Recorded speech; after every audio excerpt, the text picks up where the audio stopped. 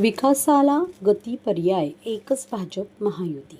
ठाणे महापालिका निवडणुकीवर आधारित आज भाजपाने आपला जाहीरनामा प्रकाशित केला आहे.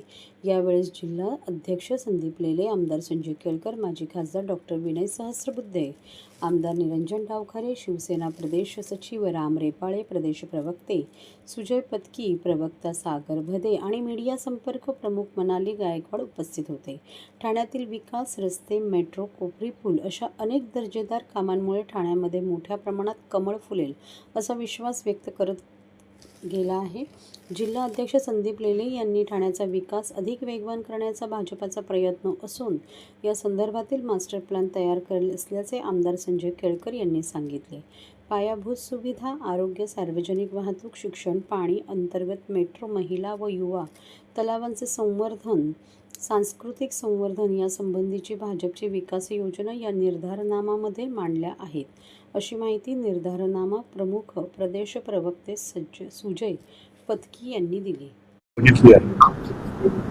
याच्या पाठीमागचं ठाण्याचा विकास कसा वेगवान करता येईल ही भूमिका घेऊन या निर्धारनाम्यामध्ये देखील अनेक गोष्टींचा अंतर्भाव केलाय आणि गीतांच्या माध्यमातून देखील नागरिकांना त्याचा व्हिडिओ आणि ऑडिओच्या माध्यमातून दाखवलं गेलं. मी याच्यामध्ये 2-3च मुद्दे निश्चितपणे सांगणार आहे की अबकी बार सो पार अशा प्रकारची भूमिका घेऊन महायुती या शहरामध्ये, महानगरपालिकेमध्ये उतरली आहे. जसं देशामध्ये आदरणीय मोदीजींच्या नेतृत्वाखाली क्रमांक 4 हा जगामध्ये आपला आलेला आहे. जो 13वा होता तो 4थ्यावर आणण्याचं काम, वेगवान प्रगती आणि वेगवान विकास, उत्तम सुशासन, सेवा आणि विकास या त्रिसूत्रीवर आधारित जो सुरू केला आहे, त्याचप्रमाणे दुसरं इंजिन जे राज्यामध्ये आहे, आदरणीय देवेंद्रजी, आदरणीय एकनाथजी शिंदे यांच्या माध्यमातून महाराष्ट्र आता थांबणार नाही अशी भूमिका घेऊन महाराष्ट्रामध्ये विकासाची गंगा जी आहे ती सुरू आहे.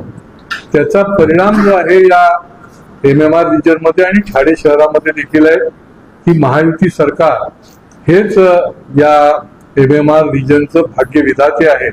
अनेक प्रकारच्या विकासाच्या योजना या ठिकाणी राबवत असताना या महानगरपालिकेमध्ये सामान्य नागरिकाला ज्या भेडसावणाऱ्या गोष्टी आहेत याच्यामध्ये आमचा कटाक्ष आम्ही दाखवलेला आहे की एकीकडे ठाणे शहर हा एज्युकेशन हब झाला पाहिजे. या शहरामधल्या विद्यार्थ्याला उच्च शिक्षणाकरता बाहेर गावी इतर ठिकाणी जायची गरज पडता कामा नये, याच्याकरता या ठिकाणी सुनियोजित अशा प्रकारचा मास्टर प्लॅन आम्ही तयार केलेला आहे. दुसरीकडे अनुशासन युक्त आणि भ्रष्टाचार मुक्त अशा प्रकारचे महापालिकेचं नाव झालं पाहिजे. अतिक्रमण मुक्त आणि अनधिकृत बांधकाम मुक्त अशा प्रकारचं हे शहर झालं पाहिजे आणि त्याच्याकरता देखील जे म्हणून करता येईल ते एका बाजूला आमचे निवडून गेलेले नगरसेवक आणि आम्ही आमदार या माध्यमातून करण्याचा हा एक प्रकारचा हा संकल्प आहे असं म्हणायला हरकत नाही.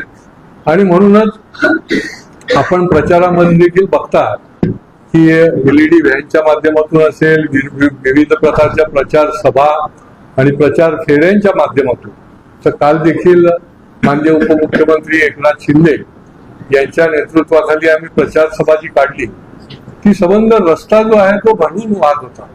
नागरिक यांचा पाठिंबा ज्या पद्धतीने त्या ठिकाणी मिळत होता आणि त्याच्यामुळे विरोधक जे आहेत ते निरनिराळ्या नरेटिव्ह तयार करण्यात ज्याला म्हणता येईल की बिझी आहेत. लोकांपर्यंत प्रचार करणं आणि ठाण्याचं विजन दाखवण्याच्या ऐवजी निरनिराळ्या दुसऱ्या नरेटिव्ह मध्ये बिझी आहेत. परंतु या निवडणुकीच्या माध्यमातून निश्चितपणे महायुतीच्या पाठीशी हा ठाणेकर जसा पूर्वी राहिलेला आहे. कारण शेवटी आमचा ध्यास जो आहे तो प्रत्येक ठाणेकराचा हॅपीनेस इंडेक्स वाढला पाहिजे आणि त्याच्याकरता शिक्षण, आरोग्य, पाणी, उत्तम रस्ते, वाहतूक कोंडी मुक्त अशा प्रकारचं काम हे आमच्या डोक्यामध्ये आहे.